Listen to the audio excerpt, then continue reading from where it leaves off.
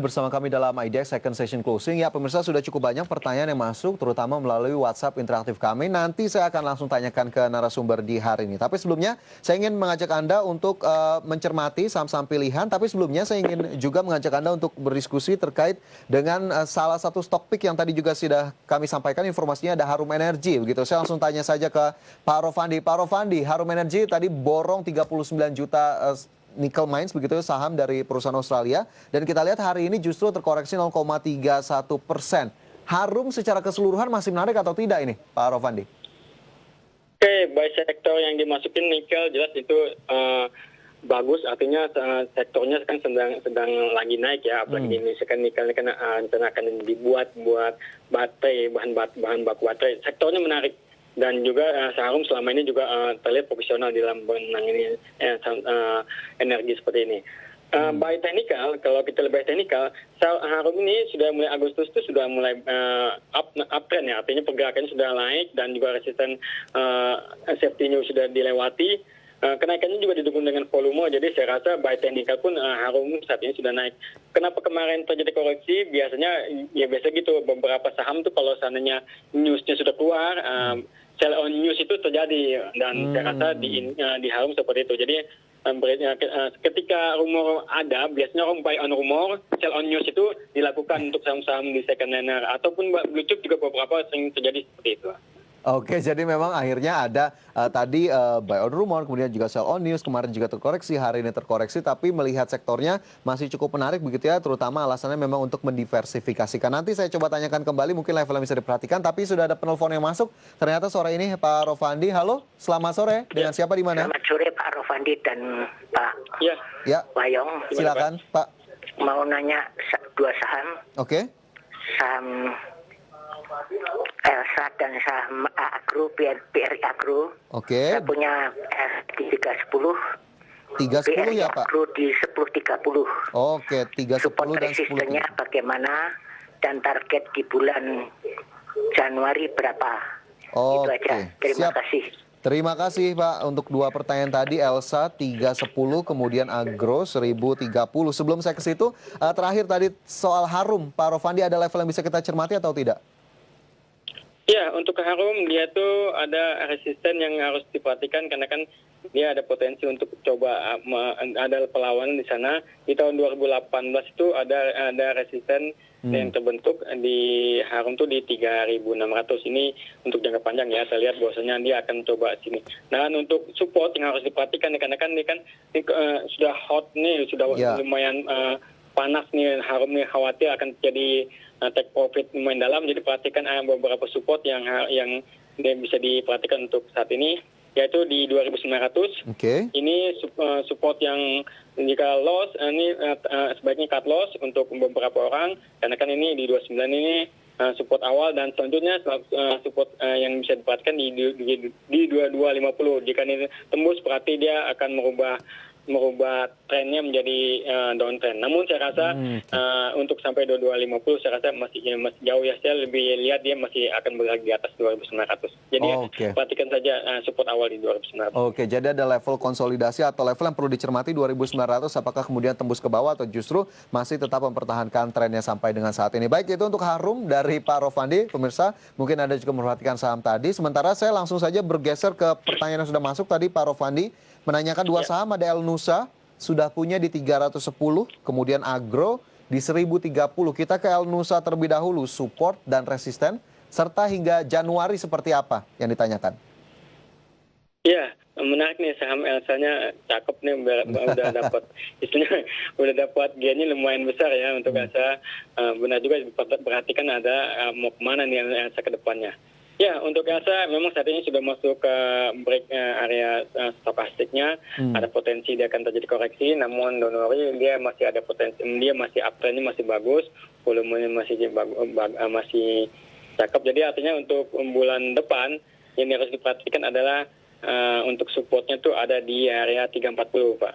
Jadi kalau 340 tembus, sebaiknya udah realisasi gain aja langsung untuk Elsa. Targetnya untuk bulan depan itu ada di 420. Jadi Elsa jika 420 berhasil tembus, dia akan larinya ke lumayan cepat ini ke 460. Namun saya rasa ada di 420 paling 415 itu akan terjadi perlawanan, mungkin bisa take profit di sana. Oke, jadi memang akan ada momentum-momentum take profit yang sepertinya akan dilakukan juga begitu ya oleh investor Elsa, dan itu tentunya bisa menjadi saran untuk tadi pertanyaan seputar Elsa. Sementara saya bergeser ke saham lainnya, ada Agro. Tadi Pak Rovandia juga ditanyakan sudah punya di 1030. Bagaimana kemudian analisisnya? Iya, Agro ini sedang ini jam ya lumayan signifikan ya. Kita perhatikan juga dia kenaikannya lumayan tinggi dan lumayan cepat, jadi agak worry juga, khawatir dia terjadi take profit. Saya rasa ini untuk Agro ini lebih danger, artinya lebih bahaya dibandingkan lebih riskan ya Pak Rovandia. Betul, lebih riskan kalimatnya itu yang saya cari. Jadi untuk Agro sebaiknya jika sampai dia bisa bertahan di area 950 masih bisa aman, namun closing di bawah 950 take profit, apalagi di bawah sampai 815 cut loss semuanya untuk Agro. Targetnya dia ke 1.200, selanjutnya jika berhasil tembus 1.450. Namun saya rasa tertinggi di 1.200 untuk minggu depan ini. 1.200 menjadi target terdekat untuk Agro yang hari ini juga ditutup naik 7,25% setelah sebelumnya di hari Rabu juga ditutup menguat signifikan 19,14%. Semoga bisa menjawab pertanyaan yang sudah diajukan tadi terkait dengan Elsa dan juga Agro. Pak Rovandi, kita beralih ke saham-saham pilihan terlebih dahulu ini. Sudah ada 4 saham pilihan yang diinformasikan. Coba kita ulas terlebih dahulu saham-saham ini. PSAB, Pak Rovandi, kenapa kemudian akhirnya masuk dalam saham pilihan hari ini? Ya, PSAB kan sektornya kan dia kan bergerak di emas gitu. Saham tentang emas ini saat ini sudah mulai bangkit ke sebelum yang bergerak di saham di tambang emas, namun PSAB baru mulai. Jadi saya rasa ini PSAB masih akan berlanjut. Dulu dia pernah sempat menyentuh highest-nya di harga 300-an. Untuk saat ini saya rasa mungkin akan ada resisten di 280. Jadi untuk PSAB saya lihat dia akan ada potensi untuk tes resisten minggu ini di 280. Jadi saat ini dengan volume yang lumayan di second liner ini yang saya lihat menarik untuk saham-saham yang bisa dikumpulkan. Berarti rekomendasinya buy ya Pak Rovandi ya? PSAB buy, support yang dicek di 240, target untuk minggu ini di 280. 280, baik, itu target terdekat untuk PSAB, rekomendasinya buy. Kemudian ada Telkom, ini masuk juga Pak Rovandi, silakan untuk Telkom. Ya, Telkom ini dia kan lagi kemarin ini sudah beberapa kali membentuk new high ya untuk Telkom. Namun 3 hari yang lalu mengalami koreksi dan hari ini pergerakannya lumayan tipis, volume juga tipis. Namun ini memberikan napas untuk Telkom setelah kenaikan lumayan signifikan. Jadi saya lihat nih Telkom setelah ini saat ini ada time to buy, targetnya untuk Telkom itu ke 3750 minggu ini.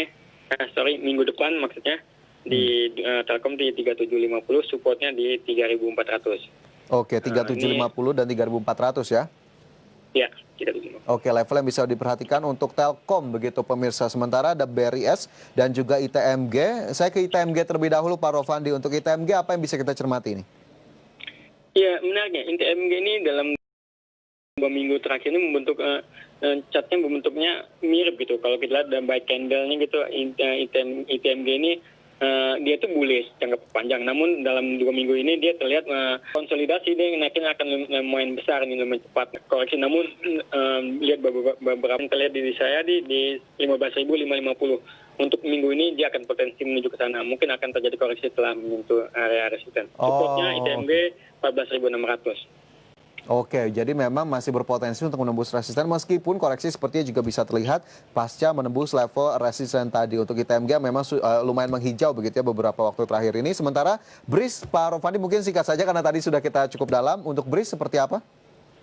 Ya, seperti saya bilang bahwa BRIS itu ada potensi dia akan naik ke atas ke 2450. Targetnya, supportnya di 2450, targetnya di 2140 itu area support terdekat. Ini untuk Senin ya, karena kan saya rasa untuk minggu agak susah juga karena kan pergerakannya dia lumayan jamnya lumayan besar dengan dan yang menarik itu volumenya selalu mengikuti. Jadi saya rasa BRIS ini akan terus akan direkomendasikan selanjutnya terus untuk BRIS ini. Jadi target di 2450 itu yang diperhatikan. Target supportnya 2140. Oke, support 2140, kemudian target price tadi juga bisa menjadi level acuan untuk Anda jika memang masih memperhatikan saham BRIS hingga sejauh ini. Dan itu tadi 4 saham pilihan langsung dari Pak Rofandi untuk bisa menjadi acuan bagi Anda. Dan sementara itu saya bergeser ke pertanyaan-pertanyaan yang sudah masuk. Ini Pak Rofandi, sudah cukup banyak saya bacakan satu persatu.